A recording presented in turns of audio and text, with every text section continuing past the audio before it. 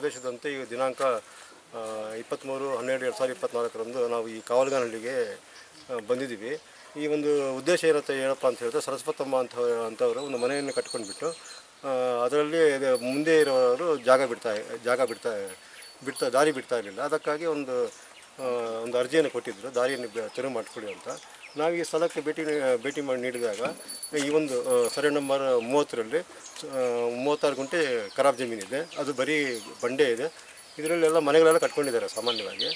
ಆದರೆ ಇವರು ಆದಪ್ಪನವರು ಕೂಡ ಮನೆಯನ್ನು ಅವರು ಕಟ್ಕೊಂಡಿದ್ದಾರೆ. ಆದರೆ ಅವರು ಅವ್ರ ಮನೆಗೆ ಕಾಂಪೌಂಡ್ ಹಾಕ್ಕೊಂಡು ಬೇರೆ ಜಮೀನುಗಳಿಗೆ ದಾರಿ ಬಿಡ್ತಾ ಇಲ್ಲ, ಬೇರೆ ಮನೆಯವರಿಗೆ. ಆದ್ದರಿಂದ ನಾವು ಎಲ್ಲ ಅಳತೆ ಮಾಡಿದ್ದೀವಿ.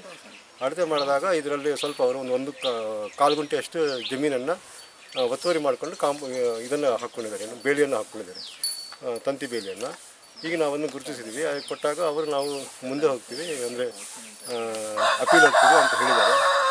ಅದನ್ನು ನಾವೀಗ ಎಲ್ಲ ಗುರುತಿಸ್ಬಿಟ್ಟು ಈಗ ಈ ಜಮೀನಲ್ಲಿ ಏನೇನು ಇದಾವಂತ ಈಗ ವರದಿಯನ್ನು ಮಾನ್ಯ ತಹಸೀಲ್ದಾರ್ ಸಾಹೇಬರಿಗೆ ವರದಿಯನ್ನು ಸಲ್ಲಿಸ್ತೀವಿ. ಬಂಡೆ ಇದೆ ಇಲ್ಲಿ, ಅವ್ರ ವಾಸ್ತವಾಂಶ ಏನಿದೆ ಅಂತ ಹೇಳಿದ್ದಾರೆ. ಇಲ್ಲೆಲ್ಲ ಮನೆಗಳೆಲ್ಲ ಕಟ್ಕೊಂಡ್ಬಿಟ್ಟಿದ್ದಾರೆ, ಆಲ್ಮೋಸ್ಟ್ ಅಲ್ಲಿ ಬಂಡೆಯೆಲ್ಲ ಕಟ್ಕೊಂಡ್ಬಿಟ್ಟಿದ್ದಾರೆ. ಈ ಅರ್ಜಿ ಬಂದಿರೋದು ನಮಗೆ ಮನೆ ಮುಂದೆ ದಾರಿ ತೆರವುಗೊಳಿಸಿ ಅಂತ. ಈ ದಾರಿ ತೆರೆದುಕೊಳ್ಳೋದಕ್ಕೆ ಹೇಳಿದರೆ ಆದಪ್ಪನವರು ಇಲ್ಲಿ ಸ್ಥಳದಲ್ಲಿಲ್ಲ, ಅವರೇನು ಅಯ್ಯಪ್ಪ ಸ್ವಾಮಿ ಮಾಲಕ್ಕೆ ಹಾಕ್ಕೊಂಡು ಕೇರಳಗೆ ಹೋಗಿದ್ದಾರೆ. ಇನ್ನು ಅವ್ರಿಗೆ ನೋಟಿಸ್ ಕೊಟ್ಟ ಮೇಲೆ ತೆರವುಗೊಳಿಸ್ಬೇಕಾಗುತ್ತೆ. ಅದನ್ನು ಮಾನ್ಯ ತಹಸೀಲ್ದಾರ್ ಸಾಹೇಬರಿಗೆ ನಾವು ವರದಿಯನ್ನು ಸಲ್ಲಿಸ್ತೀವಿ. ಜಮೀನು ನಮ್ಮದು 10.5 ಗುಂಟೆ ಜಮೀನು, ನಮ್ಮ ದಾಖಲೆ ಎಲ್ಲ ಐತೆ. 10 ಗುಂಟೆನೂ ಕೋರ್ಟ್ಗೆ ಒಂದು 8 ವರ್ಷ ನಾವು ಕೋರ್ಟ್ಗೆ ಹಾಕಿದ್ವಿ. ಕೇಸು ಪಾಸ್ ಆಯಿತು. ಕೋರ್ಟಲ್ಲಿ ನಮ್ಗೆ ಆಗಿದ್ದ ತಕ್ಷಣ ನಾವು ಸರ್ವೆಗೆ ಹಾಕಿದ್ವಿ. ಸರ್ವೆಗೆ ಹಾಕಿದ ತಕ್ಷಣ ಅವರು ಬಂದು ಅಲ್ಲಿ ಮಾಹಿತಿ ಪಡೆದು ನಮಗೆ ಗುರುತುಗಳು ಹಾಕಿ ಅದ್ರ ಪ್ರಕಾರ ನಾವು ಕಾಂಪೌಂಡು ಮಾಡ್ಕೊಂಡಿದ್ವಿ. ಕಾಂಪೌಂಡು ಮಾಡ್ಕೊಂಡಿದ ತಕ್ಷಣ ಮತ್ತೆ ಇವರು ಬಂದು ತಕರಾರು ಅರ್ಜಿ ಹಾಕಿದ್ರು. ಯಾರು ಪಕ್ಕದಲ್ಲಿ ಸರಸ್ವತಮ್ಮನವರು ಅಂತ. ಅವ್ರದ್ದು ದಾಖಲೆ ಏನು ಐತೆ ಅಂತ ನಾನು ಸರ್ಕಾರನ ಒತ್ತರಿಸಪಡ್ತಾ ಇದ್ದೀನಿ.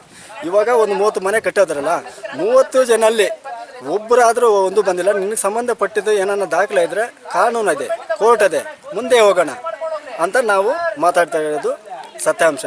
ಇವತ್ತು ಸಿಕ್ಕಿದ್ರು ನಾವು ಕಾಂಪೌಂಡ್ ಕಟ್ಕೊಂಡು ಅದ್ರ ಪ್ರಕಾರ ನಾವು ಮಾಡೋದು ಬರಬೇಡ. ನಾವು ಗೌರ್ಮೆಂಟ್ ಸರ್ವರೇ ಮಾಡಿರೋದು.